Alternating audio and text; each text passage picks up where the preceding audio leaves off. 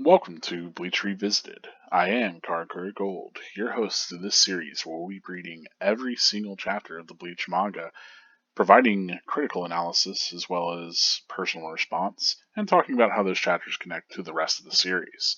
So, if you're interested in any of that, if you're a fan of Bleach or even a newcomer, you're in the right place. As always, we start these videos with a reading of our newest chapter, and we are currently on chapter 43, Princess and Dragon, Part 3, Six Flowers. You won't show mercy to me? What are you? Where does your empty confidence come from, little girl? What is that look? What are those little gnats around you?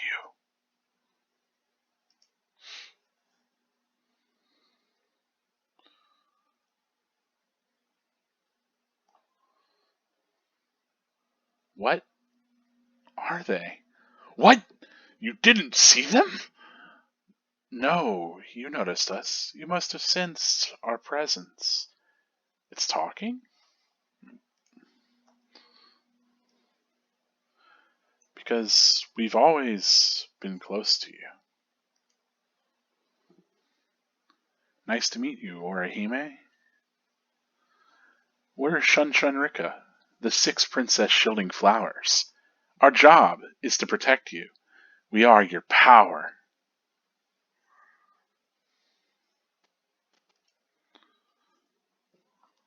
Bleach. Chapter 43, Princess and Dragon, Part 3, Six Flowers. Whoa! Fairies? Flying fairies are talking to me! Nice reaction, very nice, but you're wrong. We're not fairies. Like I said, we are your power. We're the power of your soul. We were awakened by something you responded to. In essence, we are you. Hey, just because I didn't get my explanation is no reason to capture me. Nobody but you could see us anyway. Really? Really? Were you planning on taking us to show and tell? A few, of course, a few people, like Ichigo Kurosaki, may be able to see us. Ichigo can? Why? You know why. Sure you do. We were born because of him. Huh? There's no time for introductions. Ooh! Captain Doggy McTopknot. That hurt, Tsubaki. Good. You're saying stupid things. Okay, woman. You don't need to know who we are, where we came from. He's itsy bitsy, but bossy. All you need to know is how to use us. That's it. Use? Sure. Our job is to create a shield and to reject. And to activate us, you need your heart and Kododama, our spirit chant. Kododama? What the heck's going on? Okay, here it comes. Hey. What are you doing, little girl? Yahoo! We're ready, Orihime. Just call our names. I'm Hinagiku. I'm Bygone. I'm Lily. Huh?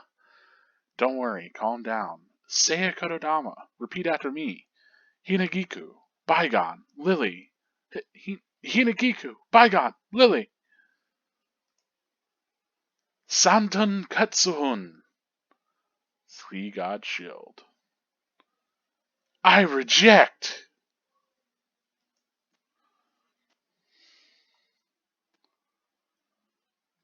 What? Those three reject beyond the shield. They create a barrier between you and the enemy, and reject any attack aimed at you. What? What is that? And the two of us reject behind the shield. We reject destruction in the area behind the shield. In other words, we can reverse any damage to the person covered by the shield. Now, say our names. I'm Shuno. She's Ayame. Shuno, Ayame. And repeat this Kododama. Sotun Kishun, Twin God Reflection Shield. I reject!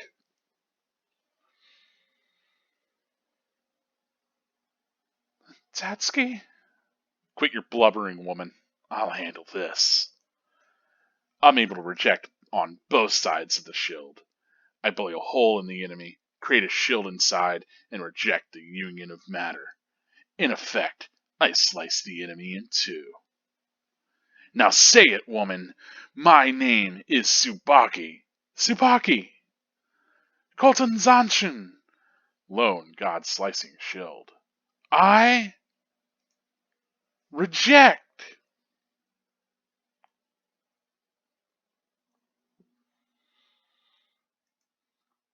Ugh. Huh? Ah! I did that? Yay. Orihime! Orihime! Hey, woman! Oh boy. Looks like all of this was too much for her. Oh boy. Hang in there, Orihime. For now, we must return.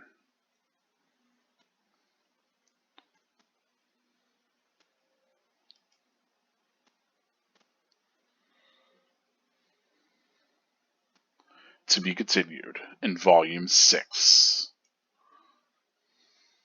I will protect you.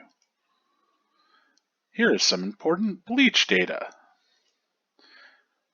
Ishida Uryu.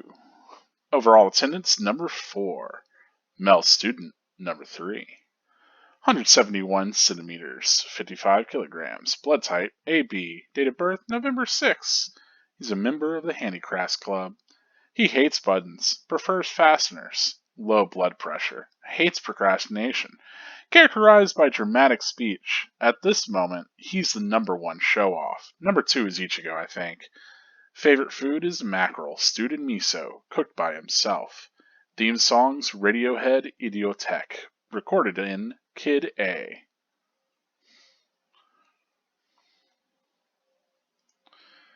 Next we have Don Kanonji, Misao Maru Kanonji. 188 centimeters, 71 kg. Blood type BO. Date of birth March 23rd. Real name is Misao Kanonji. Misao Maru is the stage name. Tall and lean, deep features, nice mustache. The unique thing about him is that he doesn't radiate any kind of beauty. Age unknown. After completing graduate school, he spent time modeling overseas, and for some inexplicable reason, gravitated to his current career. He likes watching kabuki, eating gorgonzola gnocchi, and designing his own costumes. His talent is to be able to quickly and cleanly eat off the top and bottom of an Apollo chocolate. Not kanonji, but kanonji, just to be clear. I know I get it wrong all the time. I say kanoji, but it's kanonji. So Don Kanonji. Don Kanonji. Anyway, theme song: Gorgeous Bizet, Georges Bizet, Farandole from Le Arlesine, Suite Number 2. Also, French is not my first language, so do appreciate butchering any of this, as I am a native English speaker. By the way, this is some Viz manga. This is the Viz translation that we've been going through. Yeah, as it turns out, I have studied a little bit of a lot of different languages: Latin, Italian, French, German, and Japanese, but I actually don't have very much facility for foreign languages. I prefer English. Anyway, let's get into the analysis for this chapter, talking about kind of what's going on artistically, but also narratively, because obviously this is a pretty significant chapter, especially for Orihime. So we're coming off of the previous chapter where Orihime just kind of stepped in to protect Tatsuki, right? and she's developed her own power, which is pretty unlike everything that we've seen so far. So Ichigo, he just wields a sword. It's pretty straightforward sword fighting, right? All of the hollows that he's faced against all have these very physical, sort of morphological powers. Now, some of them do get to do some kind of crazy things, like we're seeing Numb Chandelier here, who shoots these projectiles and then controls people's bodies. Grand Fisher had a whole suite of abilities that could tap into people's minds, creating the whole decoy from their memories and all of that. So it's kind of interesting. I guess the other powers that we've seen might be we've had Khan, who's just a straight up physical fighter, and Chad, who is got a big punch hand that shoots lasers. But all of that's been fairly physically focused. There's been a little bit that has been outside of that range, mostly in the way that hollow powers have worked. So it's interesting that we've got Norihime, who has a power that is very different. First of all, she summons 6 entities that are able to speak, which is kind of wild. But then, furthermore, she not only does she summon these 6 like speaking conscious entities from her hairpin of all things, but then they kind of work on a conceptual level with the theme of it being rejection that kind of ties all of them in. Which, as you probably have figured out, I figure it's a pretty fitting theme for Orihime, and I'll talk about that a little bit more as we go through this analysis. But as usual, I love the starting kind of image of Orihime. I think one of the kind of strengths of Kubo's art is that he does a lot with depicting his characters through their expressions. He's very good at giving these different kind of expressions on the characters and really conveying a lot through that. And so here we see Orihime as kind of badass as we've seen her ever, right? She's usually very silly or, just having a moment of kind of thoughtfulness, but here she's very serious and determined. And I love that. It comes across very clearly. And I think a lot of that's in how the brow is used as well as the eyes. Yeah. Anyway, we'll get a couple different expressions from her going on. What's interesting is, of course, this hollow does notice her power, right? Which they talk about it a little bit more in the chapter that some people won't be able to see it, but we'll kind of discuss what that might mean as we go forward. Of course, the hollow Numb Chandelier is not expecting this turnabout at all. And yeah, then we cut to, of course, she starts to look at her actual powers, which we've seen these little kind of winged things flying around earlier. But as we come to realize, there are 6 of them, which corresponds maybe with her hairpins, right? That they have each of them kind of, if you add it up, it's 12 prongs, and if the prongs are kind of like the wings of each of these, then it would make 6 different spirits that are kind of pulled together. But I love how quickly she's like, "Oh, what are they?" And of course, the other thing, the hollow, kind of freaking out, having a comedic moment. We haven't really seen a hollow be a part of a comedic moment quite like this, as far as I remember. I don't remember Shrieker had any kind of spit take bits, but it's even aligned the same way as the alignment that we've gotten before, with Ichigo kind of typically being our point of view character. So it's weird that the hollow is aligned as the point of view character here for this bit. But it is kind of humorous, nevertheless. That she pulls out this power out of nowhere, and then the joke is that she has no clue what it even is. Yeah. So the idea of you must have sensed our presence. We've always been close to you is kind of an interesting one. You have to wonder, because it is her power, right? It's always been a part of her. Like how long that's been the case that she's been able to manifest this power or not. That's what you have to really ask. And I'll talk a little bit more about that as we go forward here too, because there's a few things in the chapter that I think help out towards understanding it. But they all have these kind of interesting, kind of unique designs, different from anything that we've seen so far. Hinagiku is, I think, the strangest of them all in this weird bodysuit. Lily just is ass out, I guess. Um, but yeah, kind of a pretty interesting arrangement of designs, and I wonder, you know, what the idea was with these characters. I guess trying to create ones that could these kind of fairy looking things that could sheath themselves in these armored bits that they all have on them to fly around, but otherwise they're just freestanding little characters to interact with. But yes, the Shunshin Rika. So the six princess shielding flowers.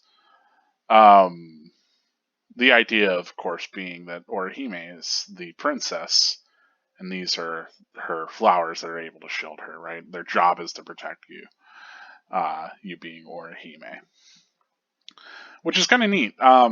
If you consider, of course, the hairpins being a gift from her brother, right? That she didn't really like them, but she wore them anyway. There was a little bit of reflection on that, like earlier, and so those hairpins have always been a staple of Orihime's design and kind of a part of her past. And so it's kind of interesting that all that's been set up for us. So whenever it develops into the manifestation of her power using those hairpins, I think that works a little bit, maybe more than Chad's like body manifesting, and his whole deal being that his body is different, and then he has this connection to his abuelo and all that. But it's very much born of the same way, right? They both have this deep personal connection to something, and they both manifest their powers in these kind of really, when facing a hollow, really needing to tap into this power, and now here it is. But we'll talk a lot more about the nature of this. Of course, now we'll get to see Orihime being really associated with the number 6 a lot here. Because, of course, she has 6 spirits, right? Anyway, yeah, exactly. Again, Orihime's expression is really determining the tone a lot of what's happening. Um, very, very, again, good expressive work. And I mean, like, drawing your character simpler can usually it express it's a kind of simpler mood. I say simpler mood, less drastic kind of mood. It's one artistic kind of shorthand. If you know how to kind of simplify down for your characters, you can really do a lot to quickly change their expression between panels like that.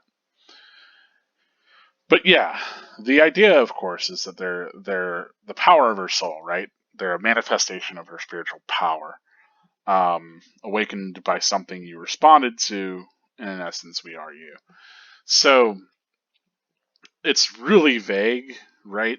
The idea that we were awakened by something you responded to could be kind of anything. It could be the hollow in this fight. It could be, the connection that she has with Ichigo, and that like she's like kind of responding there. It could be a number of different things.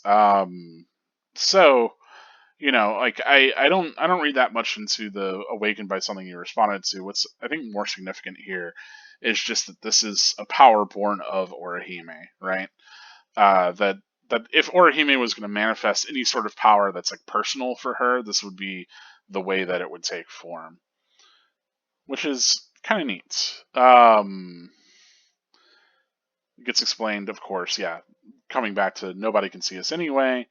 Ichigo, maybe some other people. Obviously, the Hollow can. The way that I kind of interpret this line is that the only people that can really perceive these fairies are Orihime and other spiritually aware people. Like I'm sure Kisuke shows up in this chapter. I'm almost positive Kisuke could perceive them. Rukia, Karen, etc., etc. So I think it's limited that way. I don't think it's just like special within the rules of perception that we already have set up. Because otherwise, I think it would be given a little bit more detail put in there, right? But that does lead us to this next point, right? That we were born because of him, and I think this line is another one that I don't know if translation or whatever has made this more ambiguous than it really was, or what. Because I know that there's a lot of people that will interpret this as Orihime got her powers literally because Ichigo existed. Like, basically, Ichigo has so much power that there's some aspect of Ichigo that awakens powers in those close to him. Something that he did either aware, like something he was aware of or not, is causing his friends like Chad and Orihime to awaken these powers. And I don't buy that explanation as much, because Ichigo certainly spends a lot of time, if you consider his schoolmates, he spends way less time around Orihime and much more with Keigo and Mizuru, right? Why aren't we seeing characters, even like Tatsuki is a closer friend than Orihime is, but none of them are developing powers. Of course, the counter argument would be that, none of them are being attacked by hollows, but I mean, Tatsuki just was, right? So, I think it's not just having that connection to Ichigo or being around him on a normal basis. And to extrapolate that even further out, like Karen and Yuzu and Ishin aren't all developing powers by just being around Ichigo and coming into contact with hollows. Like, yes, we've seen Karen develop more spiritual awareness, but that's been across the board for every character, not, just for like developing these sorts of powers. So it's interesting, you have to consider, well, is this an evolution of that? Like, do you develop spiritual awareness and then you develop powers, kind of like Don Kanonji might have? And it's something that you have to kind of think about. I think a lot of people tend to fall on that line of, like I said, like being around Ichigo is what's helped kind of expand their powers. I don't think that's the case. I don't think Ichigo himself has had anything to do with it. I think it's, just kind of, you were naturally developing these powers, and then you started to develop them more and more because you had these encounters that involved Ichigo. Because Ichigo's a Soul Reaper, and without Ichigo's interference with everything with Sora, she wouldn't have had that near-death experience, and wouldn't have kind of, gone through everything that she did there as well as elsewhere. And so, I mean, obviously, without Ichigo and Uryu being kind of, them both being involved in this whole Hollow Hunt thing, this specific event would have never happened. So, in a way, Ichigo is responsible for some of the situations that I think would have given rise to these powers. But it's not like Ichigo specifically, I think, it wasn't like, oh, you got this power because you were around him. It's because you had these specific interactions. He saved you from your brother as a hollow, and you came close to death, and then you started to gain more and more spiritual awareness after that, and you awoke to these powers because he happens to be involved with this horrible Hollow Hunt thing, which is why you've been attacked again. It's a strange subject, right? Because it leads us to think about the nature of these powers and like how and why they develop within this world. And like I said, I think it's a little vague and doesn't really clear up one way or the other. There are spoiler related reasons why I don't think it's just Ichigo has so much power radiating off of him that people around him soak it up like a sponge and then develop their own powers. I just don't, there's a lot of reasons why I don't read it that way. But I think there are certainly people that, for one reason or another do. Maybe, I just not considering everything that you could have to consider. But I do think the point here, the takeaway here, is to really connect it to that previous kind of line of inquiry of being able to see them being like spiritually aware, right? And that Ichigo probably can because he is spiritually aware and he was involved with all these kind of spiritual moments of danger for Orihime. But they don't really. Of course, Tsubaki immediately kicks, or what is? Oh boy, I can't even remember the other fairy's name off the top of my head. It's pretty simple. Maybe I'm misremembering it completely. Yeah, they're all Shinshinrika. I guess we don't get its name until after Tsubaki's been introduced. Jeeze. Yeah. Yeah. I thought it was earlier. Sorry, I'm jumping ahead because this is bothering me now. This name's not coming to me. Shuno. Ah, yeah. Shuno and Ayame. Um, I remember the quiet one was Ayame. I didn't remember Shuno. Weird thing is, like, I don't, coming back to this page, the art's already been fairly clear, but like this kick, because we've just been introduced to these characters, this being like Tsubaki's kind of foot flying forward, doesn't read very well for me. I mean, like here we get the kick. Like I don't think this panel adds anything that this next panel doesn't, other than just like an anticipatory panel.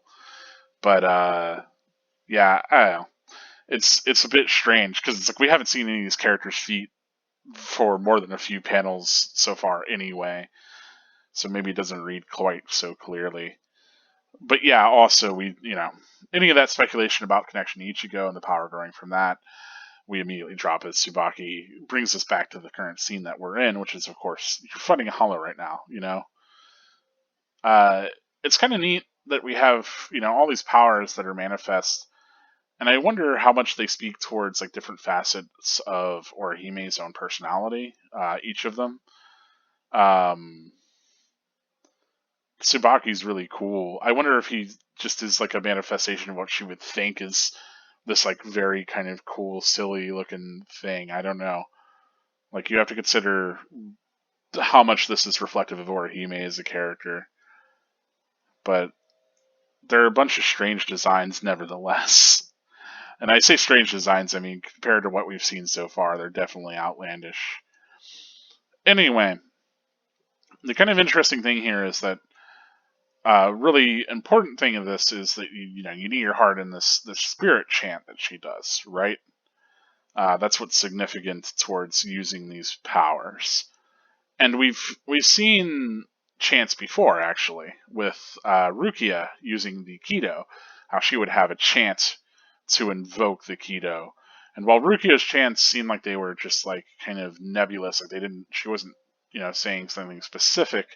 Here, I mean, like we very clearly are calling out to the specific spirits themselves, right? Hinagiku, Baigon, and Lily, and then calling the name of the ability that you want to use. So, what's something to kind of consider about that is like, I like that those mechanics are at least linked there. If that follows, like, there's definitely this idea of evoking your powers within Bleach by like calling out to them to use them. Um, Hollows haven't really, but we've seen that with Rukia especially, and then maybe a little bit less so. Obviously, less with Ichigo. He's just using this sword, but we've seen that with Rukia's Kido, and so like these systems of almost magical power. And I mean, it makes sense to be tied to a magical system if you think about magic, kind of stereotypically. You have special words. You read a spell, that kind of thing. You incant, and so these incantations are something that's already kind of tied into the genre of fantasy. But it's neat to think about because not every special effect needs an incantation in Bleach, and so you wonder about the significance of different ones and the significance of names and chants and calling those names and calling those certain chants to evoke these different powers. Um, but yes, we get established kind of quickly. One of the things that I like here is that it's like this whole bit is maybe a little hard to follow at first, but then becomes clearer. So we see the three different spirits flying out in different directions, and the different seeds being shot at Orihime. But yeah, as they call for the Santen Ketsuhun, the three god shield. It's kind of neat because it's also her powers are like arranged in that it's like using three of them and two of them and one of them. And you have to also wonder, if she has any other amalgamations that she could possibly use, still themed around this idea of rejection, right? Because all three powers have this thread of rejection between all of them. And we've talked a little bit about Orihime's character before and how that's how she approaches conflict. She's very much about sort of rejecting interaction with it, right? So if you think back to like how she was handling Sora, and really not telling him everything whenever she was praying at his shrine and everything like that, there was that a little bit of that kind of rejection there. Um, but also, like, despite her being very perceptive, she still tries to. She's very avoidant. So there's like this rejecting kind of aspect to her that's been around for a while, and so it's interesting that that's again kind of thematically present throughout her powers. And so, yeah, like whenever I say it finally comes together, it's like I think this panel reads really, really clearly. Like, it's very obviously the shield that's blocking all of these different attacks. And I love that you can tell, I think the roughness of the lines really draws attention to the corners of the shield, which are each of the fairies' wings. I know they're not fairies. I'm going to call them fairies every time. To Shun Shunrika's wings. But yeah, they reject things beyond the shield, which is interesting. So they create this barrier, and any attack aimed at her is rejected. Which I like that the verbiage of rejection gets used. That it's not like, oh, they block things from beyond the shield, or they stop attacks or whatever. That is entirely rejected, and it could be any attack. And then there's this idea of, okay, well, these two reject behind the shield. They reject destruction in the area. And then it's like, well, in other words, they can reverse the damage to the person covered by the shield.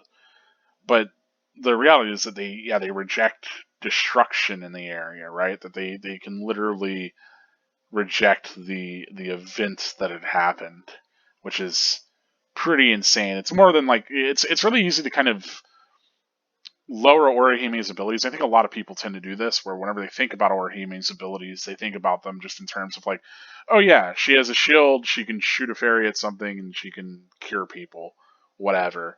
But I think it's a lot more powerful than that. Like the whole nature of her abilities is literally rejecting these events, right? So, and I think it's shown kind of well here, where Tatsuki is shown immediately like all bloody, kind of has all these pretty much lethal wounds, these seeds sticking out of her, and then both the blood and the like the seed kind of start to just evaporate, like they were never even there. This I think this expression is really good as we get this closing on Tatsuki, and then we get the shot back as if looking up at Orihime, as she has this moment of relief over seeing her friend be cured. I think this is probably one of my favorite panels in this entire chapter. It just really sells Orihime's expression in that moment. And it really works for here coming around to the other side and getting, her still having her hands cupped to her mouth and tearing up as, again, we get more of Tsubaki insisting on focusing on the fight at hand, right?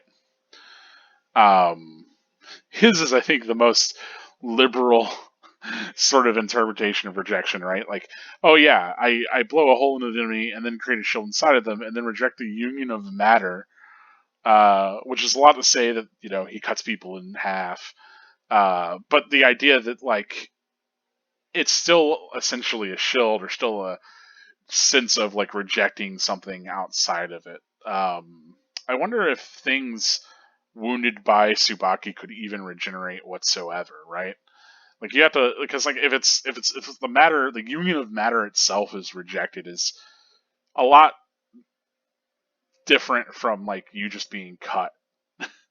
So it's kind of interesting. It's a neat kind of, maybe more powerful than you'd be willing to give it credit, power.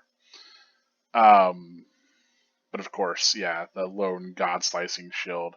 And here we see the word Zan get used, especially for slicing, like Zanshun. You'll have seen, or you'll have heard that at least earlier with Zanpakuto, which is like the soul cutting sword of the Shinigami, right? Typically that's just kept as Zanpakuto.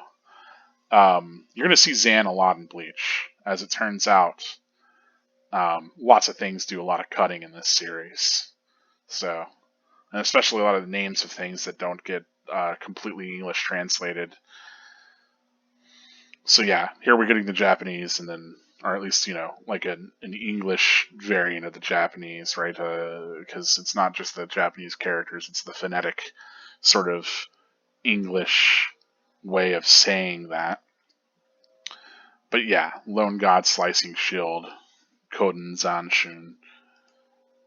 Anyway, and then this is a kind of interesting page. This is unlike anything that we've gotten as it goes down the page, which is a really cool way of making you read the action as you follow it down, but it also gives it like an extreme sense of impact and power. I really like this page. Is like, instead of doing a 2-page spread, doing a single page down page, I think really works this way.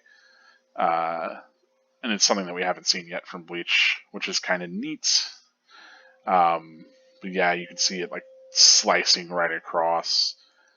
And this is what I was hoping that we would get with Chad for a little bit of confirmation of this power, how this power works, because we start to get to see this hollow fade away, which feels like it implies the same sort of purification that Zanpakuto do, right?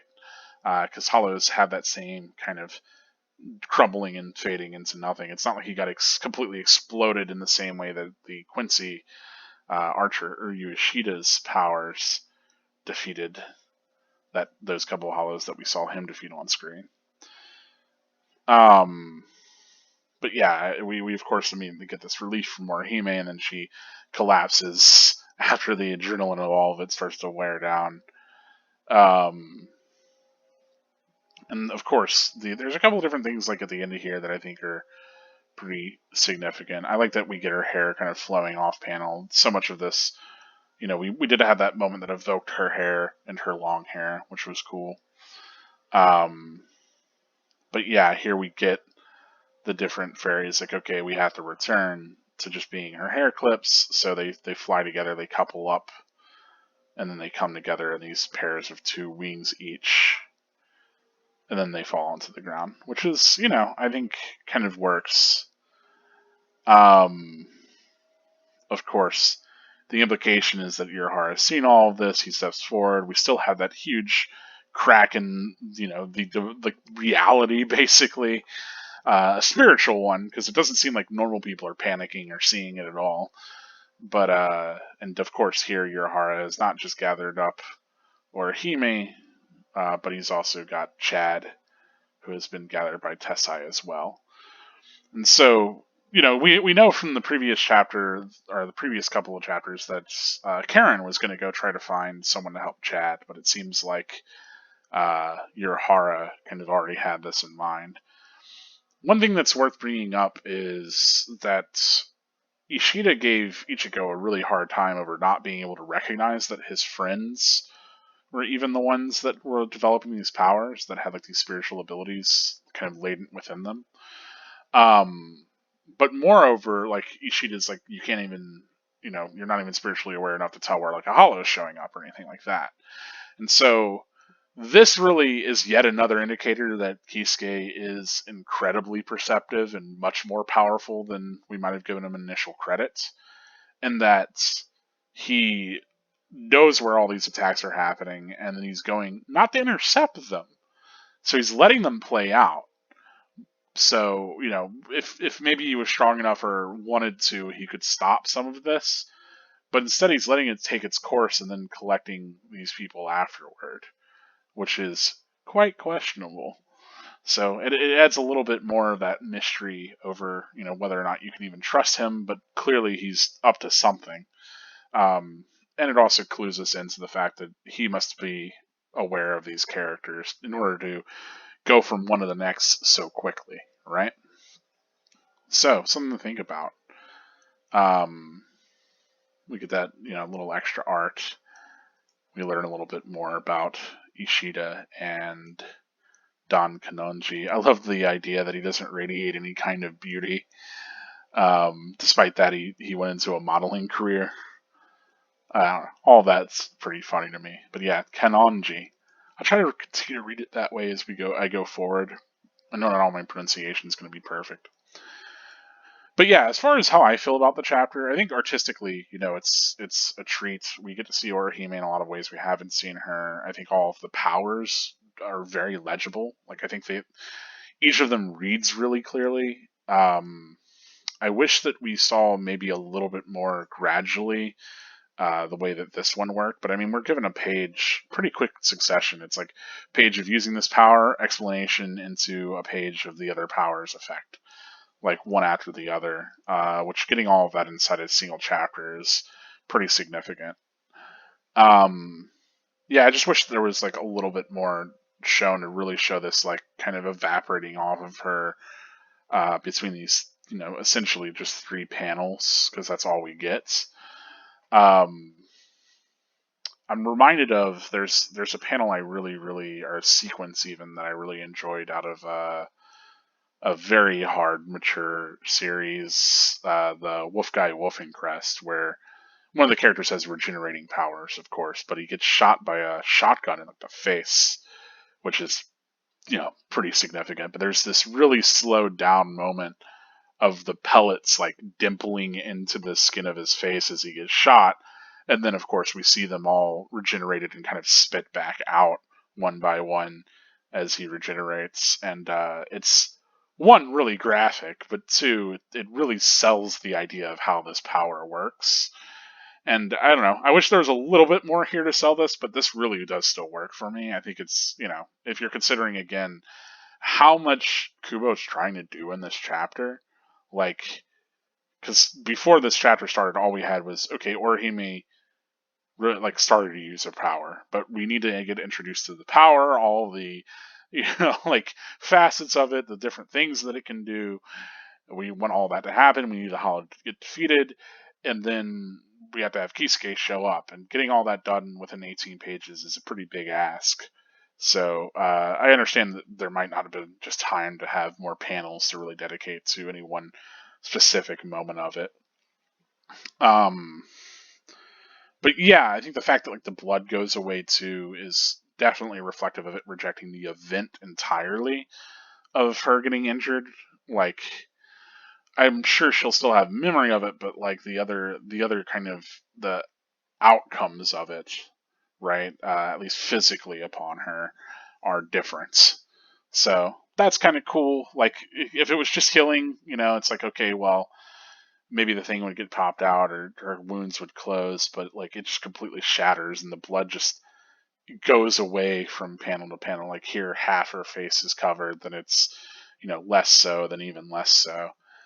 Um, yeah, and I think that's fantastic. I think again, there's some people that just read it as healing, which I don't think is the actual way that it's meant to work. Again, it's outright rejection of the event.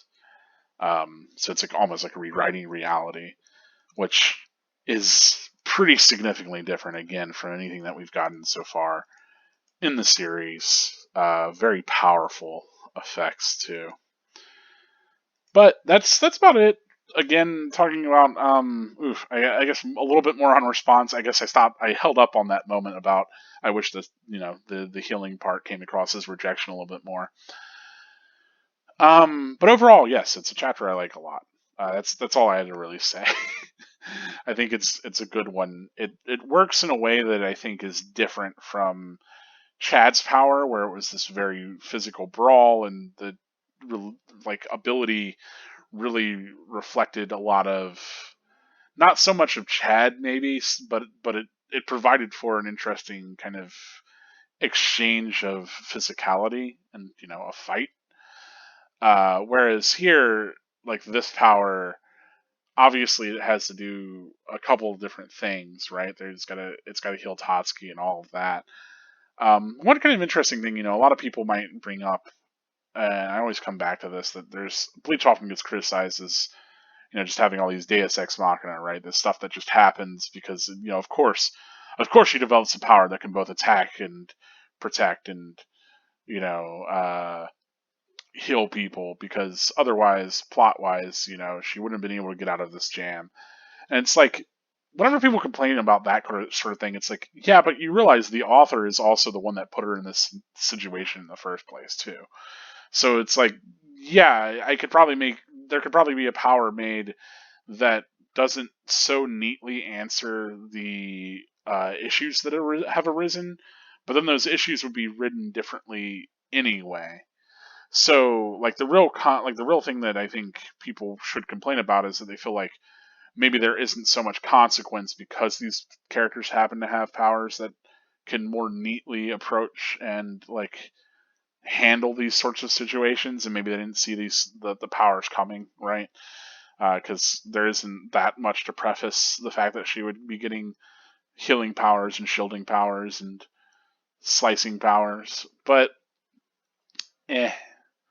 For me, it doesn't really bother me, and I think, like I said, it reads more on my end like, oh, okay, well, of course the author's going to put the character in a situation where their powers can shine. You know, that just makes sense. You're not going to give your main character a sword in a series where everybody has guns, and then never give the character with a sword a chance to get like an interesting or exciting victory because of that. You know, you want like, and even if you're, showing off the shortcomings of a character's power or abilities, you still want it to feel like a win, or you still want it to feel exciting in a way. So, yeah, it feels like again a kind of complaint that comes up a lot, but I don't think is especially cogent. Whew. Anyway, let me know what you thought about this chapter and how you read Orihime's powers, especially that stuff of like her getting her power from Ichigo and who might be able to perceive it, because the way I've always interpreted is that like anyone spiritually aware can see her powers, including Hollows, and that's her getting the power from Ichigo is less specifically, Ichigo's Ryatsu kind of overflowing onto her and letting her awaken it, and more that Ichigo was there to stop and interact with Sora, and because of that whole exchange with Sora, um, she was able to kind of not just become more spiritually aware and capable, but also it maybe, help to manifest these powers otherwise. Ichigo is an important component to all of that. But what are your thoughts? Let me know. Go ahead and comment on any of that. For the rest of this, though, we're going to be talking about spoilers and how this connects to the rest of Bleach. So if you're not interested in spoilers, this is your chance to go ahead and get out. I'm going to go ahead and get a sip of water, so give me 1 second.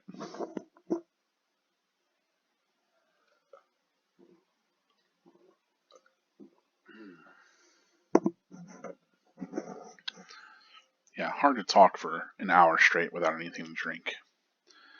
Your mouth gets very dried out, especially in these kind of cold, dry months. Anyway, so, spoilers. Obviously, Shunshin Rika is a big thing. I kind of want to talk about it a little bit because these fairies kind of show up this time, and then not much ever again. We never see the individual like aspects of Shunshin Rika brought up almost ever again. Kind of wild. We would see this kind of crest, I think, gets revisited for some of the Gote stuff. But yeah, and like Lily's fat ass. But like it's weird, right? That like this is a whole aspect of Orihime's power, that it's 6 individual little characters, and it's so easy to forget that that's the case. Yeah, and that she has like these 6 little things flying around her, and that she arranges them in these different ways, and this is how her power actually works. I don't know. I think especially as you read a lot more of Bleach, it's easy to forget that Shunshin Rika is actually 6 individual little fairies that all have personalities and can speak. Yeah, that's the biggest thing, and I don't think it ever really gets addressed either. Yeah. Jeez, just drawn full on boobage Orihime here. I mean, we talked about that a little bit before, but it's not usually so front and center. As far as other things go that kind of connect, though, that are, manga literary deal here, I I don't know that I can really draw this connection between these characters and others. If there's something that you see here, or if there's any sort of significance to the Shinshin Rika that I'm missing, please let me know. I definitely see some comparisons to maybe be drawn between Tsubaki and Ichigo, but with the others, not so much. Um, Obviously, the idea of there is that moment where Hachi says that her powers are more like Hachi's, and I think that's in like creating these spaces of rejection or whatever. And then maybe also being born of Hollow, Rietsu. Uh, but yeah, like there's that moment where they're talking about how her powers are born from Ichigo, and again, I'm of the mind that it's less. They all got these powers because of Ichigo specifically. The Ichigo is this locus of power that radiates out his Rietsu, and that's what has had all these other people manifest it. I don't take that reading. As I said before, I read it more as the Hogekyo, and I know it's incomplete again, and technically in Rukia's body, or like her soul or whatever, right? It's Urahara kind of hit it there. But if you do consider, Rukia has been interacting more with both Orihime and Chad, and both of these characters both have an extreme kind of desire stated, right? That awakens into their powers. So it makes sense for me that the Hyogekyo is part of what's helped them awaken these powers, not so much Ichigo. But I already talked about in the analysis how Ichigo could be, tied into the awakening of that without it having to be personally him, his Riatsu flowing into her to awaken this. Yeah. I don't know that we have really any other connection to make other than at the end. Um, it's a shame Tatsuki doesn't develop much power after this event, but that's just how it goes. Um, of course, here's yet another black clad figure that does some slicing, some Zan, uh, as we'll see with Zengetsu, right? Um, yep. Anyway,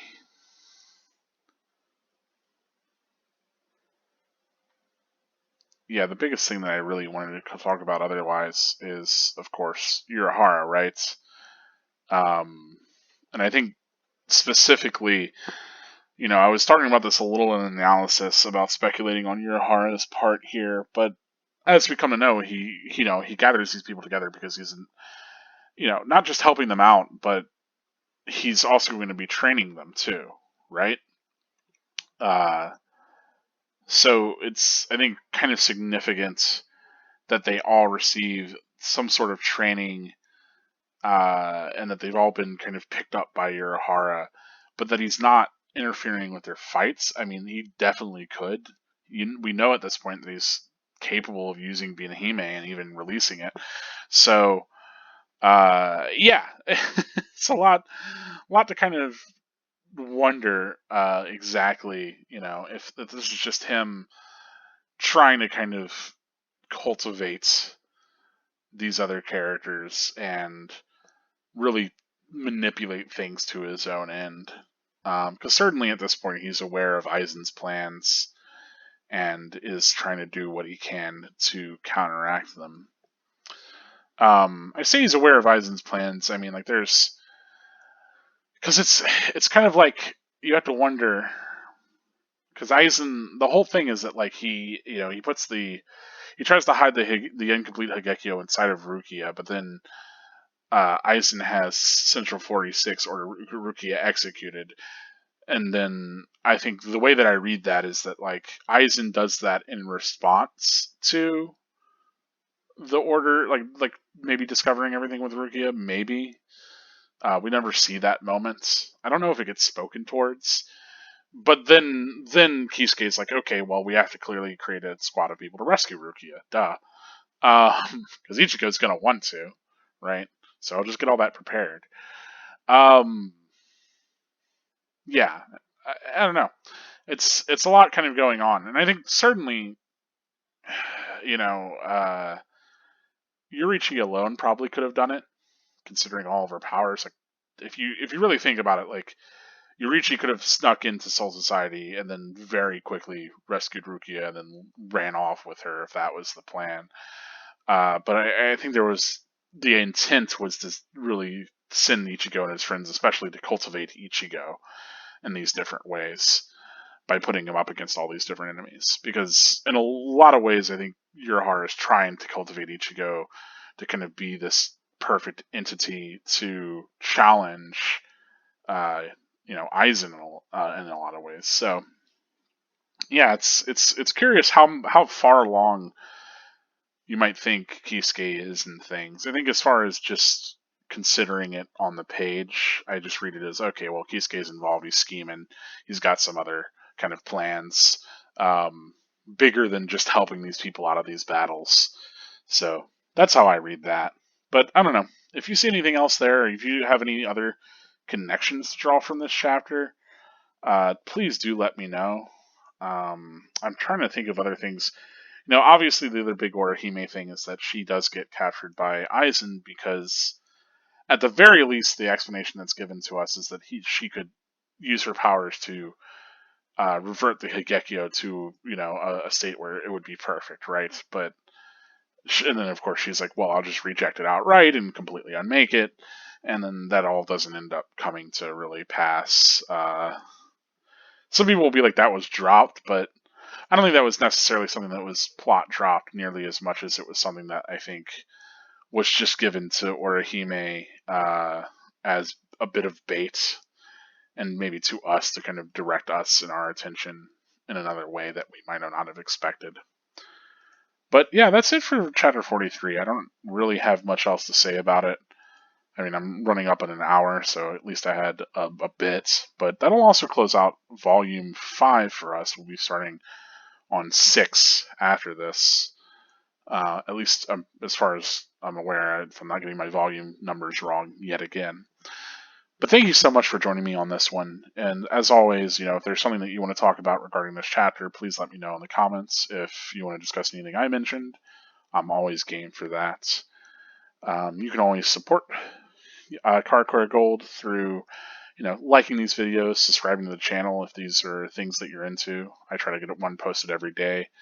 And in days when I can't get one posted because of uploading issues or encoding or anything else that comes up, then I try to get 2 posted, want to make up for the previous day. So I've been on schedule for that for over a month now.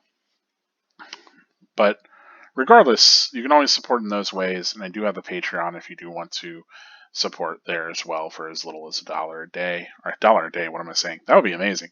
No, $1 a month. Oof. That's less significant. But buy me a sandwich. Help me do this more than just as a hobby. That would be fantastic.